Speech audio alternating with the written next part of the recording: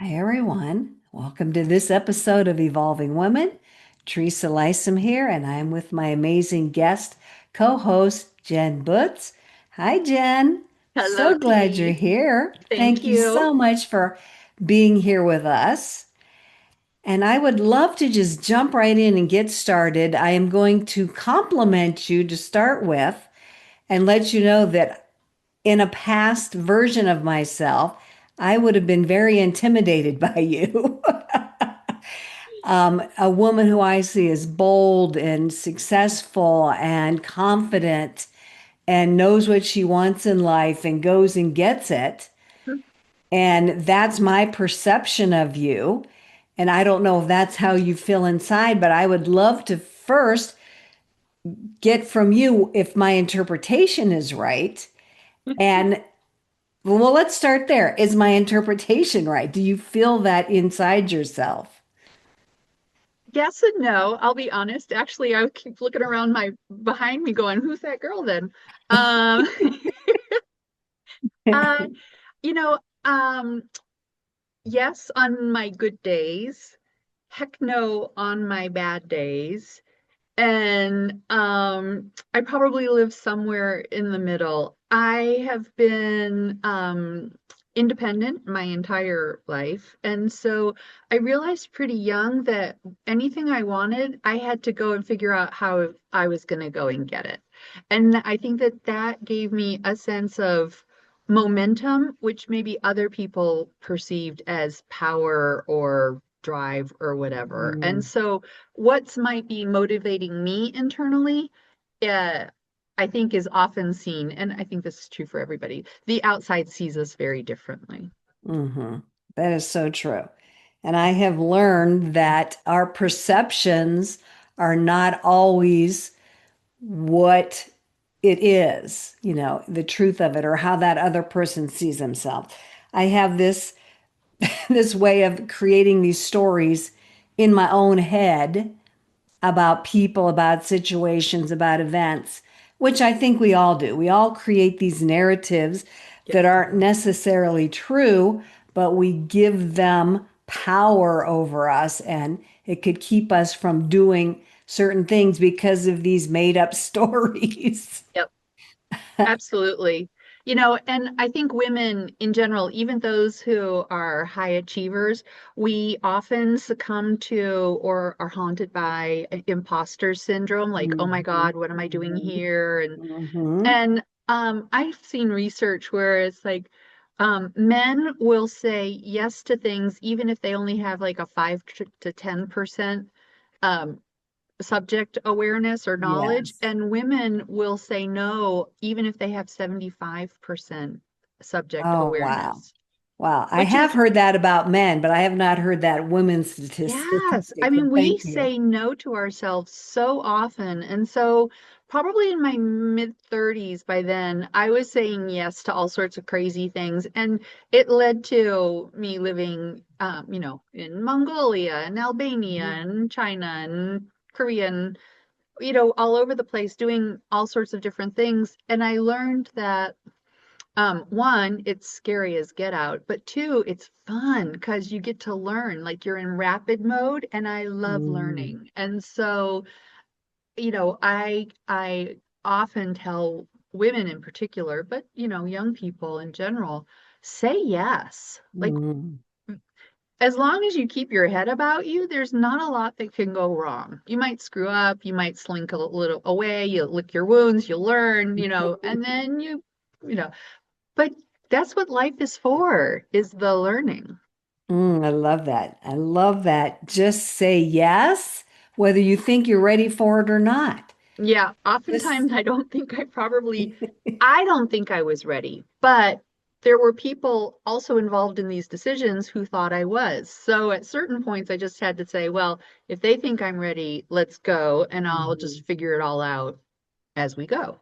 Which, and thank you for saying that, because sometimes I don't know if we believe we can figure it out as it's unfolding. Yeah. Like some of us think it all has to be prepared in advance. Like you Yep. said, we have to know things, we have to be at a certain point, Yep. certain level. And that's really not the way it is for most people. We're It all isn't. making it up as we go through life. Honestly, we really are. And we might bring our perspectives, we might bring our experience, and that's what our richness is being able to bring those things to a situation. But we can also bring our curiosity and our questions, because oftentimes those are just as powerful as the knowing part. But Mm, particularly in the West, we have such an expert led kind of hmm culture, and we leave out the power of wonder. And for me, that's mm, just a critical factor. It helps me ask questions where otherwise people might sit and go, "Oh my God, I don't know the answer." And they'll either just BS their way through it or they'll just sit mute. Yes. Oh my gosh, yes. And not to be afraid to ask questions, to be curious. I mean, if you're curious, you're going to ask questions. Exactly. And don't feel ashamed to ask certain questions. I know going through school as a young person, I was afraid to speak up and ask questions because I thought I was going to be judged. People were going to think I was stupid. And I have since learned, I'll ask it. I don't care, because 9 times out of 10, there's somebody else there that wants to ask the same question. Absolutely. Absolutely. And, there's a way to ask a question, I think, that might be um, more constructive than others. Like in some cultures, like, I live in Mexico, and it's a cultural thing to say, haven't you, or why don't you, or isn't, there is no, like it's set up with a presumption of a negative, and Mm, then you ask your thing. It's just cultural, right? But mm, if we're doing this in English, if you ask questions like that, you're already preempting the question. hmm And so, kids ask a million why questions.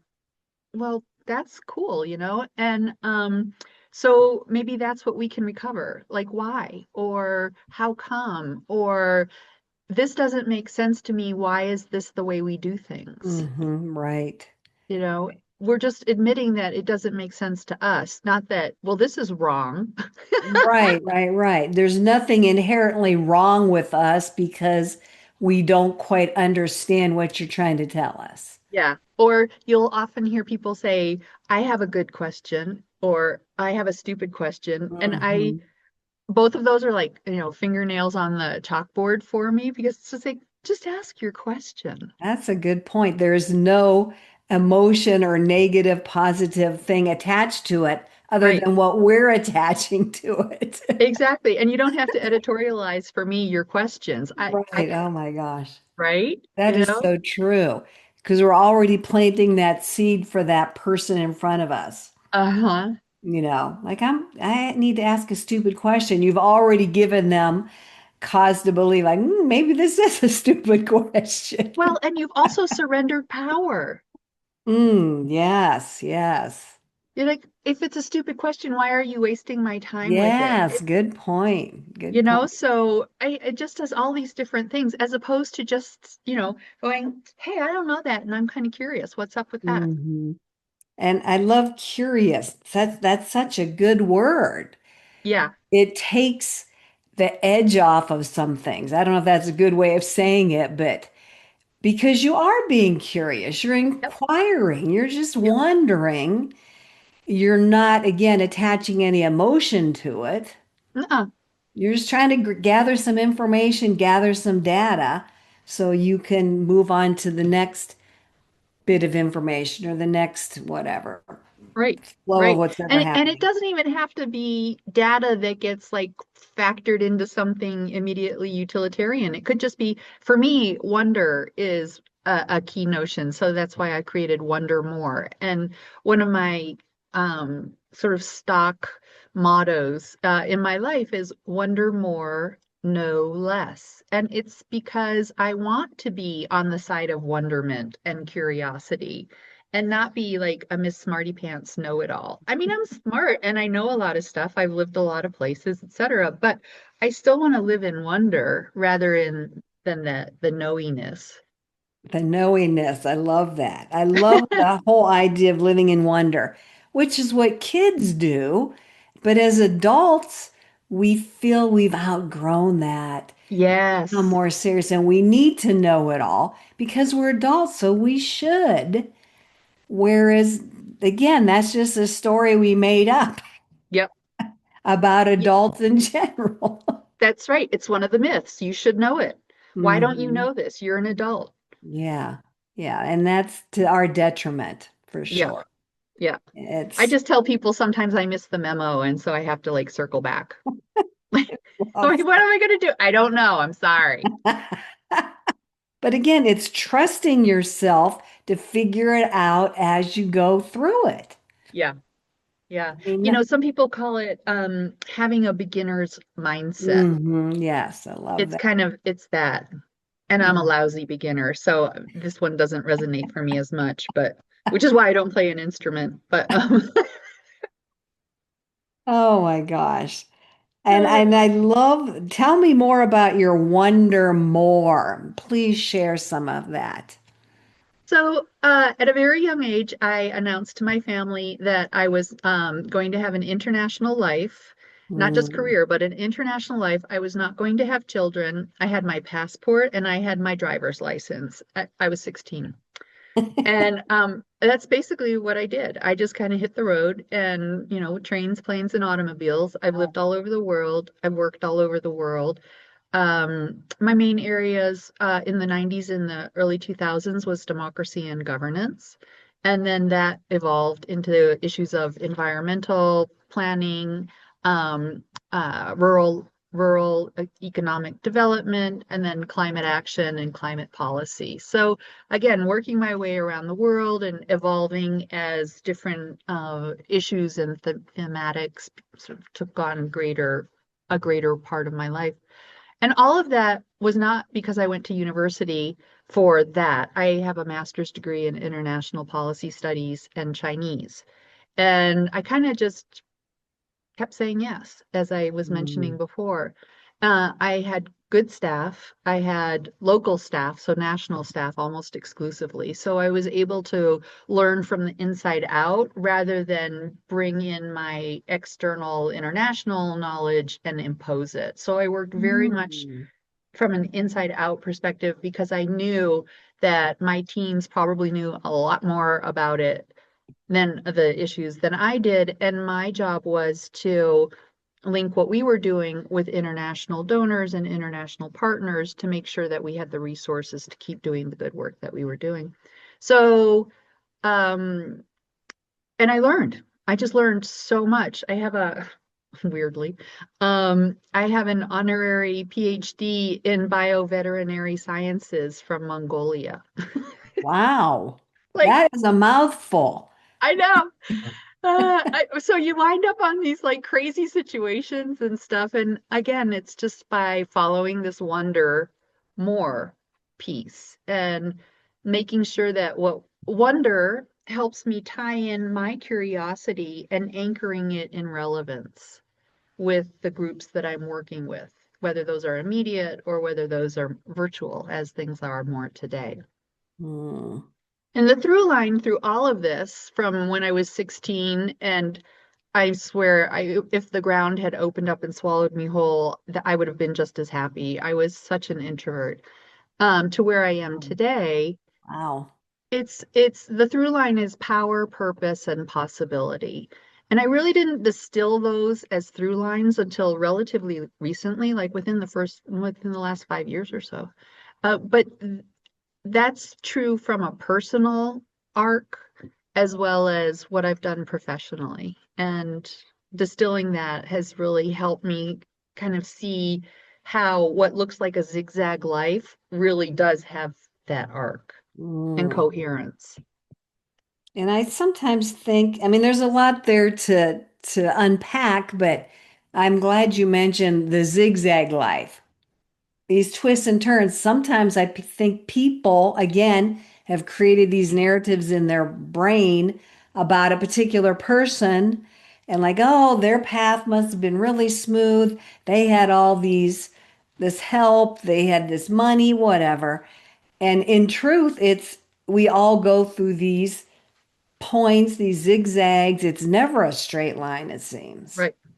These are myths of that Hmm. society puts on us as young adults and certainly as older women.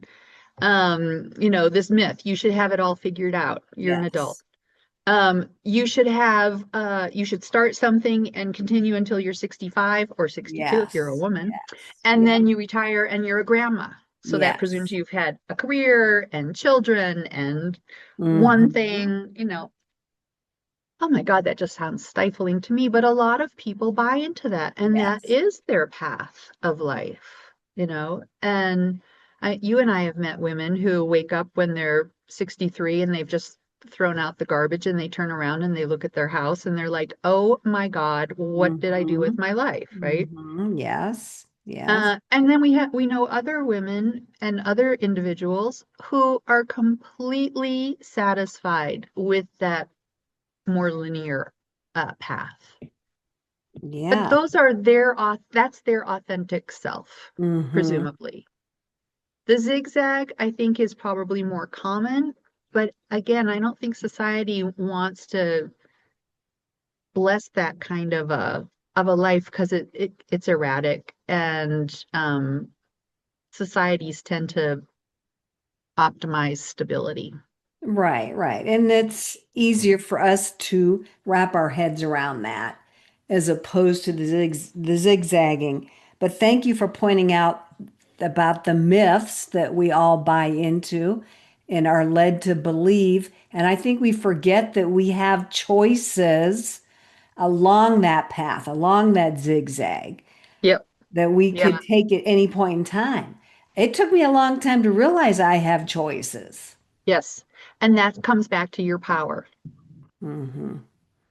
And so a lot of individuals, I think, I didn't realize how powerful I am, and certainly how I appear to others, until I was, well into my late 40s, probably even early 50s. Uh, and then I had to figure out how to be comfortable in that power, My gosh, yes. because Wow. those are two different things, right? Wow. Wow. That's Um, huge. and not power as in domination. Yes. Power as in authenticity and Yes. I confidence. was just going to say that.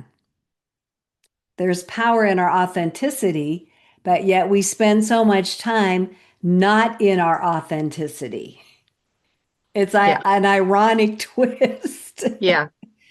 I think it's so true because, or just particularly again as women, we're so acculturated to play certain roles. Yes. And that might be authentic for some women, those roles.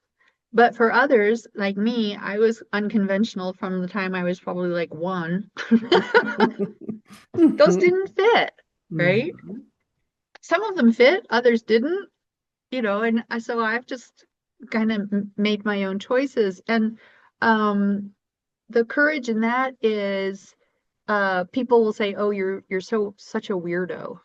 Okay, you know, Own it, girl. exactly. If that was supposed to make me feel bad, it didn't. Yes. Nanny nanny poo poo. Yeah. But right? Uh yeah. Well, I think conformity is, again, we're trained in that. We're programmed that. It's easy to step into conformity. Yeah.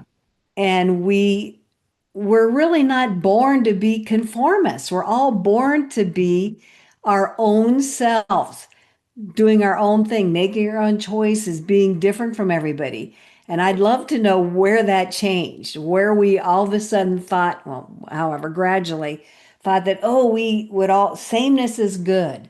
We all need to be the same. And that's a myth in and of itself. It really is. And I think there's a difference between conventionality and conformity. And maybe they are two sides of the same coin, but certainly in the post-war period, that was required, or in the society insisted on conformity and conventionality because We're coming out of a post-war environment. You had to Yeah. reabsorb all of these post-traumatic stress disorder, shell-shocked veterans, men and women. You had to replenish the population. Like there were certain Yeah. Yeah. goals from a social perspective that required conformity. Right. Um, but I mean, you have grandchildren. How are your grandchildren now different than your kids were in terms of following rules or dressing in matching clothes or like whatever conformity and conventionality might look like? Oh man, they're not even close. So it's My generational. my girls, I had all girls, were very conformist, sameness, don't rock the boat, you know. They had their lane and they were staying in it. And my grandkids, they're little powerhouses.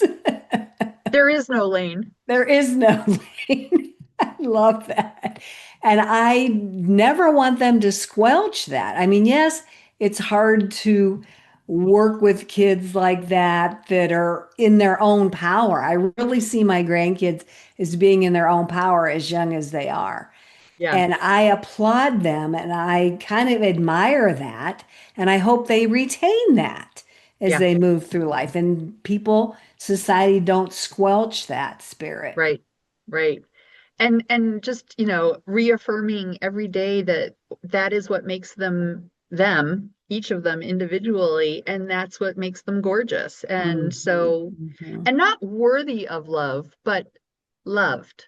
Yes, just Because, unconditionally. Yes. right, because that whole notion of worthy of love is another element that forces conformity, because then the opposite of that is isolation, and people fear isolation, and then they Mhm. conflagrate isolation with living alone or being independent. And so if you're independent, people are like, "Oh, don't you feel isolated?" I'm like, well, yeah, but there's like a mile difference between independence and isolation. And Yes. so there's all sorts of ways that society can send little tweaky messages to make you go, and Right, right. then you're back in fear. Yeah, and doubt yourself and doubt your choices.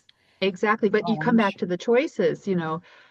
Choices have consequences. Okay, but at least have the wherewithal to make the choice and know why you're making the choice. That's big. Know why you're making the choice. So be Hmm. intentional, Yeah. yes, with your choices. Um, so many gems in here. I kind of want to swing back around to you made the comment that you learn from the inside, learning from the inside. Can you just explain that a little bit more, please? Um, well, again, I think it just comes from being an inquisitive kid who is always like, I don't think I ever stopped asking the question why or how come. Um, and I learned from the inside again because I've lived and worked in so many different countries, that learning from the inside means sitting in the culture as I understand it, and then learning to understand it more, and then learning up and out that way. I think learning from the inside at a personal level is something that's come later in life. Almost that I was doing it reflexively in my professional life, and it took me years to bring it back and apply it inside my own self. And so learning from the inside has become, what do I believe? And does that serve me? Or is it a limiting belief? And where did those beliefs come from Mm, anyway? Is it the nagging voice that everybody has? Is it some social norm or yes. whatever that I kind of rejected, but it's still back there, so I didn't really reject it? Ageism is definitely one of many of them. And so learning from the inside out is just coming inside me and being more, as you just said, intentional, being reflective, and then teasing out the things that either push my buttons or send me into a direction that I don't want to be.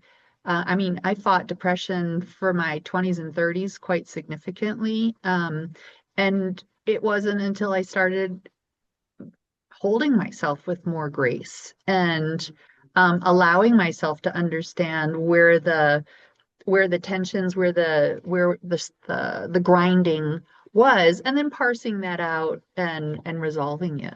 Um, it all takes time, but part of it is like I'm a flawed person, and so let's go inside and see what's there. Hmm. Yeah, and I love that questioning our beliefs. Yes, I yes, mean, sometimes, like I have to say, I don't even know what some of my beliefs are sometimes. yeah, And then something will trigger me, and instead of reacting, it's best to just, well, why is this triggering me? What yeah, belief is causing that reaction from me? And right, that could be tricky and that could be deep. yeah. It's almost like you're doing a personal negotiation with Mm, yourself, you I know. love that. And so part of it is starting out with, well, not just what do I believe, and you do like a little manifesto, but what values point me in a good direction, and what values take me off into a direction that maybe I don't agree with. Mm, and And then just building, allowing yourself to build those blocks. Where is my foundation? What are my values? How does that play out in my life? When do I feel like I'm aligned with those values? When do I feel like I'm off kilter? Like those are not questions you answer once, right? yes, yeah. Those are pathway questions that you Mhm. kind of weave in and out of, or Mm, I do. yeah. Oh, I think we all do. And I think you're speaking for us all. I mean, I could be wrong about that, but values, I really think it's important for us to know our values. And I went through most of my life without knowing them. I mean, I think subconsciously I was living them, but I didn't really articulate them to myself. I didn't really think about them. Yeah, And I had to go through an exercise a couple of times to yeah, like really grab some words, grab some phrases, really think about them. And then yeah, once I got a pocket full of them, we'll say, then I yeah. was able to make better decisions based on those values. That's right. So in my book Rebel Aging, I offer in the one of the annexes um the Berkeley values. uh I actually had to add wonder to it because it's the very first tool, and it's called Finding Your True North, and it's like uh 351 different values that people can like read through and reflect on. You Mhm. don't need to have 351 values, by the way. But just pick, six or whatever feels good to just like anchor in and play with and go from there. And and again, there's this word called play. Being joyful, being playful is extremely powerful. And again, I think the Mhm. kids have it right. The the playfulness of life. As adults, we feel everything so heavy and so Yes. weighted. Yes. And leaving room for joy and play is absolutely critical. Oh my gosh. Yes, indeed. And we dismiss the power in it Yes, as adults. yes, We think it's just some fluffy, foo-foo-y thing, and it's not. no, It's so critical for our self-care, our mental state, our just living life in a beautiful, joyful way. yeah, It's such an important piece, but a lot of people just, oh, like we said, I'm an adult now. I put that stuff aside and I can't come back to it. right, Wrong. right. And I think that oftentimes it's playing with one's children or, whatever, Hmm. that they like, it's kind of surreptitious, right? Oh, I'm having a lot of fun doing this, but I'm Yeah. the adult here, right? Go play. Am I allowed to do that? Exactly. Mud pies? Absolutely. Let's do it. That's what I love being around kids. I've always loved that. And if I have typically a choice between adults and kids, I'll gravitate towards the kids because we can generate it ourselves, but sometimes we can't. So, let the kids help you. Right. And besides, it's more fun to go play than talk about boring old grown-up stuff. I know.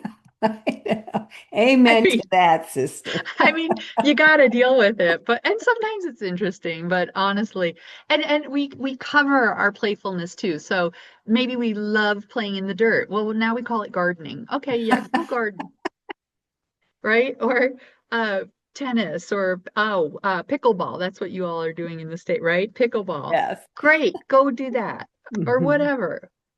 Oh my God, I love that. Yeah, I do love playing pickleball and it's so fun. And I just laugh the whole time. And my group that I play with, we are really playful. Like Right. it's just we just laugh and like somebody says, if you're not laughing, then don't even bother coming because it's but you're right that I never thought about we're kind of hiding it a little bit Yeah. or Yeah. renaming it or Just whatever. renaming it. And you know what? Okay.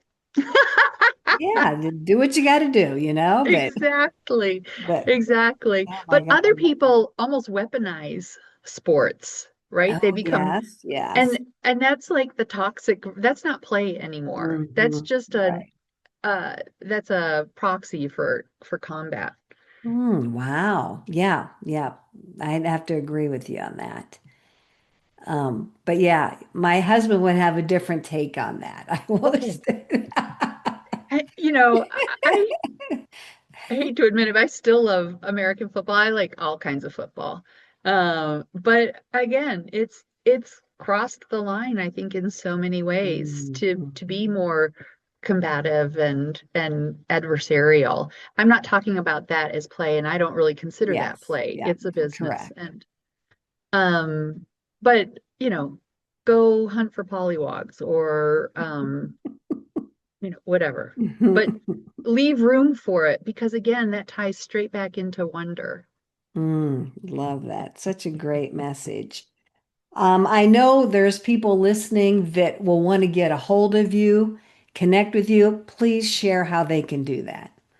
I can be found on all things Wonder Crone. So the website is www.wondercrone.com.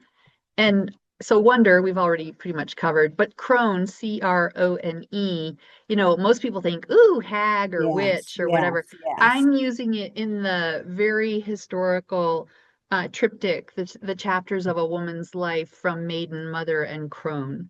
And so crone is basically postmenopausal 50-ish plus women. So Mm-hmm. wondercrone.com, and you can connect with me there. Mm. Yeah, go check it out. I know it's a brand new website, so go check out her new Yay! website. After 3 years, I didn't even bother editing. I just parked the old one and I built the new one from the ground up based on having listened to hundreds of women over the last several years and thinking about my own evolution of croning, of aging and aging in power particularly. So I love that. that's what's driven the new website. I love aging in power. Just that phrase in and of itself is Yeah, powerful. yeah, Wow.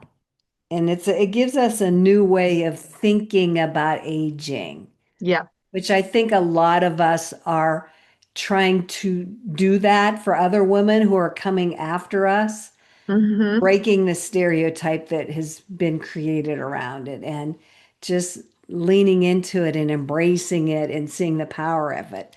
I Right. love that.